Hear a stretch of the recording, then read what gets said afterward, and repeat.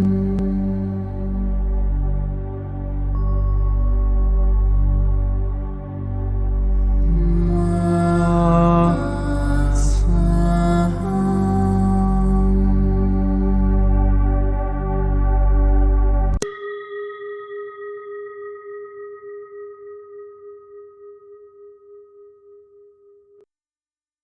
qui suit est la transcription d'un échange entre Mathias De Stefano, désigné ici comme moi, et son soi supérieur, désigné comme je suis.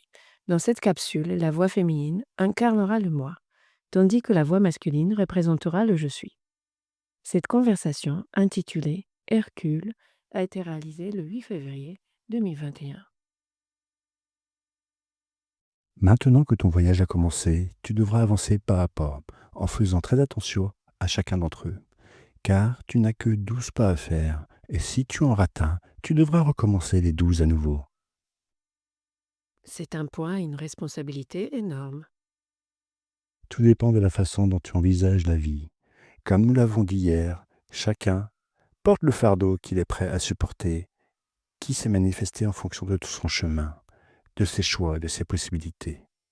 Chacun est le héros de sa propre tragédie, et celle-ci s'adapte en fonction des manifestations de son esprit, des besoins de son être, ou des conditions de son âme et de son corps.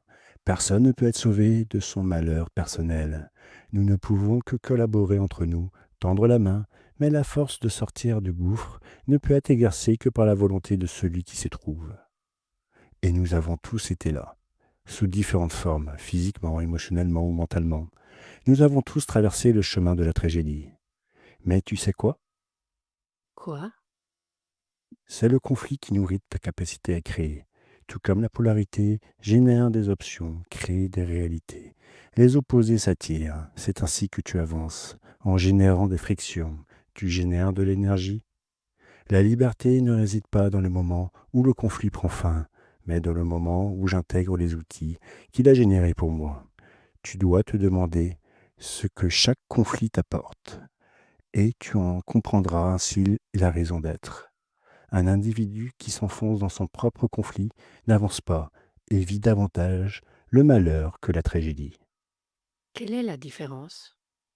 Le mot tragédie vient des mots grecs tragos, bouc, bélier, et oadé, chant, et fait référence aux célébrations grecques au cours desquelles un sacrifice était fait au dieu Dionysos, pour fêter les bons moments après les efforts difficiles, en commémorant la mort de cet animal publiquement et en arrosant la terre de son sang.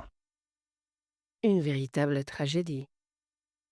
Le théâtre faisait partie de cette célébration, et c'est pourquoi les récits héroïques étaient liés au mugissement du bouc mourant, associé aux souffrances des héros.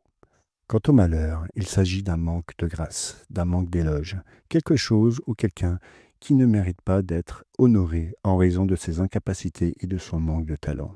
Il préférait la souffrance tragique d'un héros à la vie insipide d'un incompétent. C'est logique. Mais je ne comprends pas le sens de cela en verso. C'est le chemin de la transformation. Tout comme le Capricorne, la méthodologie du travail et le sentiment d'insuffisance dans celui-ci sont des éléments clés constants pour le dépassement de soi. Pour le Verseau, c'est la transformation, le dépassement des niveaux, la découverte de quelque chose de nouveau, une nouvelle aventure qui implique un renouveau et le pousse à être différent. Le chemin du héros, mais dans le cas de l'esprit du Verseau, c'est un chemin qui lui permet de se transcender, de se transformer à chaque étape de son voyage, dans une nouvelle aventure. Chaque pas qu'il fera sera essentiel pour renouveler son essence. Pourquoi 12 pas ? Parce que votre corps est une trinité, votre âme est une autre trinité, votre esprit est une autre trinité, et votre être est une trinité. 3 plus 3 plus 3 plus 3 égale 12. Pour les unir, il faut les traverser. Quels sont-ils ? La trinité du corps fait référence à la musique, la biologie et la géométrie, aspects de la création considérés comme les fondements d'un corps. La trinité de l'âme est liée à ses attributs, l'amour, la sagesse et la volonté. La trinité de l'esprit correspond aux principes mentaux du subconscient, de l'inconscient et du conscient, tandis que l'être les unifie tous dans la trinité de la vibration, de l'énergie et de la matière. Chaque trinité est liée à un élément. Le corps étant la terre, l'âme, l'eau, le feu, l'esprit et l'essence, l'air. Pour trouver l'équilibre entre toutes les parties, celles-ci suivent un chemin d'expression, d'expérimentation, d'intégration et de transcendance qui doit se manifester à travers 12 grandes épreuves. Les travaux d'Hercule. Dans la mythologie grecque, le chemin initiatique a été adopté comme le chemin du héros. Et Hercule, Héraclès, qui signifie gloire d'Héra, déesse mère, épouse de Zeus, a parfaitement incarné son histoire. Fils de Zeus et d'une humaine, ce héros était un demi-dieu. Jalouse, la mère de tous les dieux rendit ce personnage fou et le poussa à tuer toute sa famille, ce qui détruisit son être et le conduisit à l'exil après avoir pris conscience de ce qu'il avait fait. Là, son frère le convainc de se rendre à l'oracle de Delphes, où on lui conseille pour guérir son être d'accomplir ce que lui dira le roi Eurysthée, et qui a pris sa place sur le trône. Et celui-ci lui a ordonné d'accomplir 10 travaux, un par mois. Mais Hercule en a finalement accompli 12, car il lui restait du temps, 12 comme les mois de l'ancien calendrier égyptien et mésopotamien. 1. Tuer le lion de Némée. 2. Tuer l'hydre de Lerne. 3. Capturer la biche de Sérigna. 4. Capturer vivant le sanglier d'Erymanthos. 5. Nettoyer les écuries d'Augias. 6. Chasser les oiseaux du Stymphale. 7. Apprivoiser le taureau de Crète. 8. Voler les juments de Diomède. 9. Voler la ceinture d'Hippolyte. 10. Voler le bétail de Gérion. 11. Voler les pommes d'or du jardin des Hespérides. 12. Enlever le chien cerbère des enfers. Es-tu prêt à découvrir les étapes de ton cheminement vers la transformation? Je pense que oui. Commençons. Tuer le lion de Némée.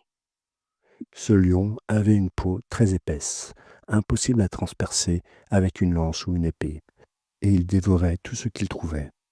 Hercule a essayé pendant des jours de vaincre le lion, mais en vain, car sa peau était impénétrable. Il a alors décidé de le surprendre dans sa grotte, et avec ses bras puissants, il l'a étranglé. Le lion, l'ego et son orgueil, notre ombre obscure.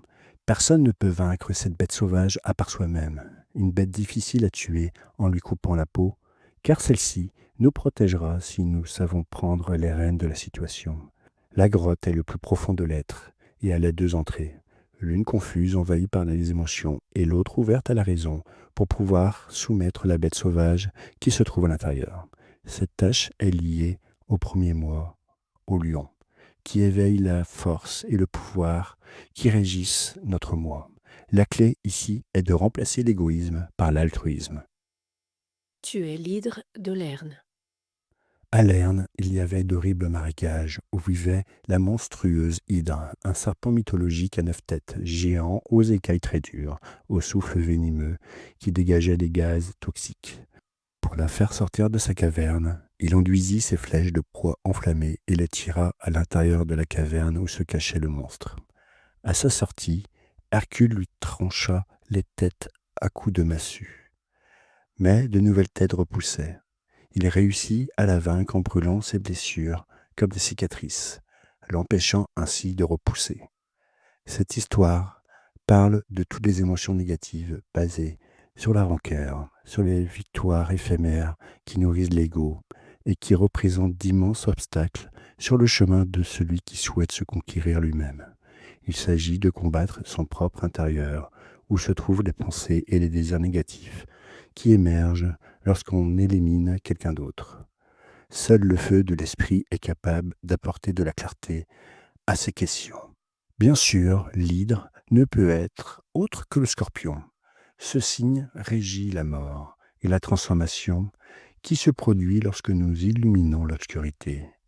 L'hydre représente la répétitivité de nos erreurs. Il est donc essentiel de l'identifier, de renoncer à agir de manière répétitive, innover. Capturer la biche de Cérinéa. Avec ses cornes d'or et ses sabots de bronze, Hercule devait la capturer et la transporter au temple du soleil. Les déesses Artémis et Diane revendiquèrent la propriété de la biche. Il fallut beaucoup de temps à notre héros pour la capturer, car les déesses le désorientaient pour contrecarrer sa chasse. Hercule la poursuivit et la captura alors qu'elle buvait de l'eau. La demande impliquait de ne pas verser son sang. Il la blessa donc à un tendon. La biche représente l'inconscient et l'histoire de l'âme, ce qui est caché. La poursuivre, c'est rechercher ce qui est à l'intérieur, la quête de la sagesse et du dépassement de soi. Les déesses qui la revendiquent représentent le désir et la mentalité, éveillant toutes deux l'intuition, liée à l'intuition maternelle du cancer et à sa sensibilité.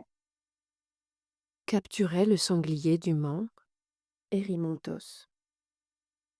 Dans ce cas, il ne devait pas tuer le sanglier, mais le capturer.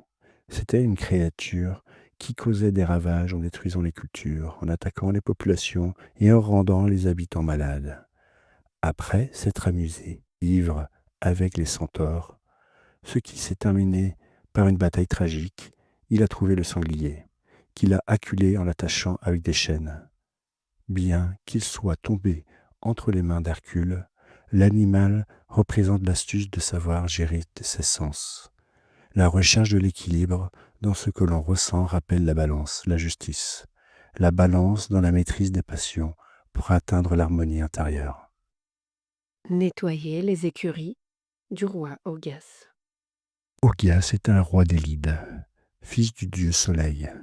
Il possédait un troupeau qui ne tombait jamais malade, ce qui faisait de lui le meilleur de toute la Grèce. La tâche de nettoyer les écuries avait pour but d'humilier le héros.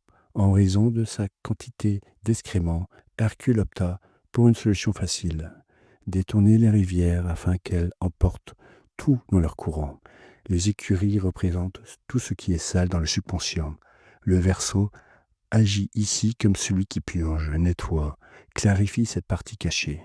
Utilisez avec sagesse le pouvoir des eaux pour nettoyer la conscience. Chasser les oiseaux du Stymphale.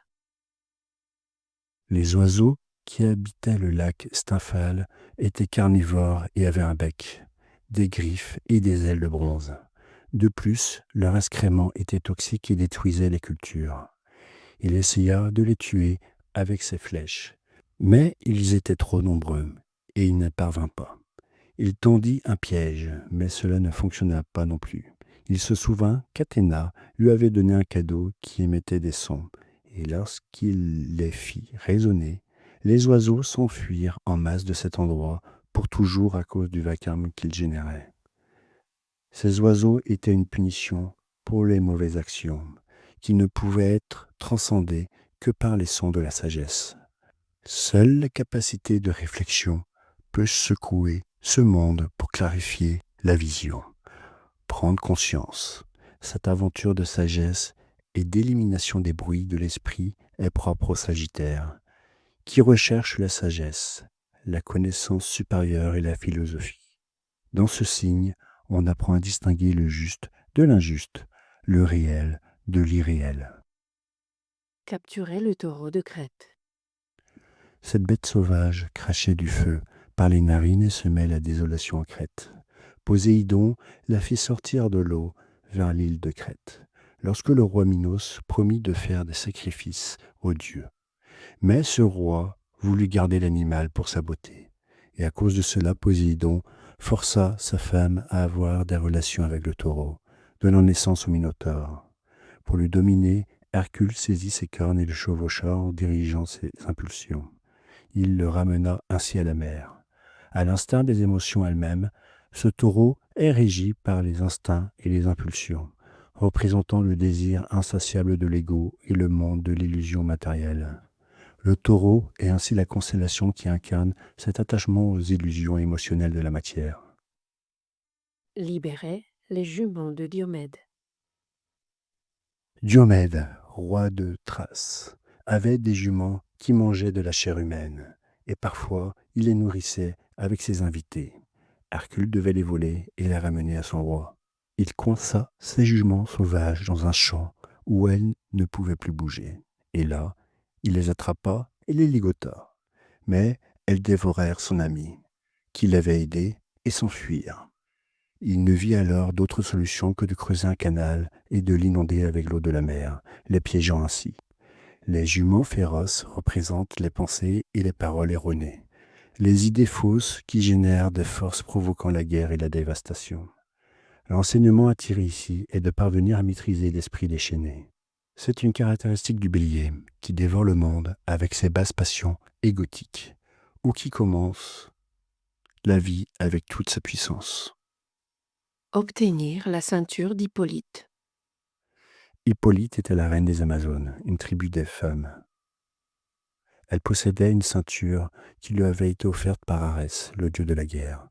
Hercule tenta de la séduire, mais cela s'avéra impossible. Il kidnappa sa sœur, demandant la ceinture en récompense. Celle-ci symbolise le pouvoir féminin, la virginité et la chasteté. Hercule ne comprend pas que la ceinture, symbole d'union, de lien et d'amour, ne peut être conquise ou volée. Seule l'intégration de sa polarité féminine et masculine aurait pu lui permettre d'atteindre son but. Ainsi, la Vierge est la clé de cette épreuve. Cultiver la tolérance, la compassion et la charité, des vertus qui nous permettront de devenir progressivement plus inclusifs et plus aimants. Voler le bétail de Gérion. Le géant Gérion était un monstre à visage humain, avec un corps à 3 têtes. Il possédait un chien à 2 têtes et un troupeau qui était protégé par le chien et par un berger. Hercule pointa son arc vers Hélios, le soleil, qui mit à ses dispositions son bateau en or pour traverser l'océan jusqu'à l'Érythrée. Une fois sur l'île du géant, il mit tout le bétail dans le bateau. Gérion partit à sa recherche, mais Hercule le tua d'une seule flèche qui traversa ses 3 corps. C'est la mort de la personnalité et la libération de l'âme, propre au poisson, qui transcende en commençant un nouveau cycle, en dissolvant le matériel pour s'amplifier vers le divin. Voler les pommes du jardin des Hespérides. Dans le jardin des Hespérides, il y a un arbre qui donne les pommes d'or qui procurent l'immortalité. Les Hespérides et le dragon, à son tête, l'Adon, ont pour tâche de s'occuper des pommiers du jardin. Atlas, père des Hespérides, est trompé par Hercule qui lui demande de lui cueillir quelques pommes pendant qu'Hercule soutiendra le ciel. Quand Atlas revient avec les pommes, il refuse de continuer à soutenir la voûte céleste. Mais Hercule le trompe à nouveau et lui demande de soutenir le ciel un instant pendant qu'il met sa cape sur ses épaules. Hercule prend ainsi les pommes et achève sa tâche. Dans cette tâche, Hercule n'utilise pas sa force brute, mais son pouvoir de persuasion et son intelligence. L'arbre représente l'arbre de la connaissance du bien et du mal, qui est rempli de pommes de sagesse. Les Gémeaux s'activent ici avec leur capacité de résolution par l'esprit et la ruse. Capturer Cerbère dans les enfers. Pour son dernier travail, Eurysthée charge Hercule d'affronter la mort elle-même, de descendre aux enfers et de lui ramener Cerbère, le chien à 3 têtes et à la queue de serpent qui gardait l'entrée des enfers. Pour y parvenir, Hercule se rendit chez Hermès afin qu'il l'aide à descendre aux enfers. Là, il demanda à Perséphone et à Hadès lui-même de lui prêter Cerbère. Il enchaîna le féroce animal, le sortit de l'abîme et alla le montrer à son maître Eurysthée. Mais celui-ci, effrayé et voyant qu'il était capable de tout, décida finalement d'accorder la liberté au héros, qui rendit le chien aux enfers. Cette tâche le conduit au Capricorne, où il doit affronter les tentations de la matière et descendre aux enfers dans un acte de purification. Dans cette épreuve, Hercule doit vaincre ses peurs les plus profondes d'échouer face à la défaite possible due à la magnanimité de son ambition. Et ainsi, il accomplit toutes les étapes. Ces histoires ne font que raconter ce que de nombreuses cultures ont décrit comme les étapes d'un individu pour devenir sage, un être divin sur terre. Bien sûr, le mythe des 12 travaux d'Hercule n'a pas de logique si ce n'est pour comprendre la métaphysique de son récit. Peu importe l'ordre dans lequel tu décides de parcourir le chemin, tes pieds te mèneront à l'apprentissage, à l'éducation sur les sentiers de la pleine conscience, où les aspects physiques, émotionnels et mentaux sont mis à l'épreuve. Je le remarque. Je sens que je dois commencer à affronter ces épreuves. C'est pourquoi j'ai voulu te les raconter aujourd'hui, afin que tu les reconnaisses lorsque tu te trouveras face à elles. Mais ne t'inquiète pas, notre chemin de l'âme commence bientôt, et là, nous les parcourrons une par une, pas à pas, et nous réaliserons ensemble les épreuves que tu reconnais aujourd'hui ici dans ton esprit. Ouf, je n'aime pas trop le verso. Je pensais que ce serait différent. Ce que tu dois intégrer ne peut pas être facile.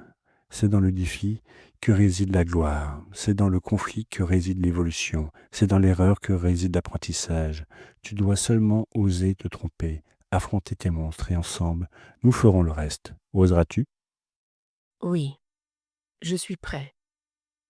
Bienvenue sur le chemin du héros. Commençons.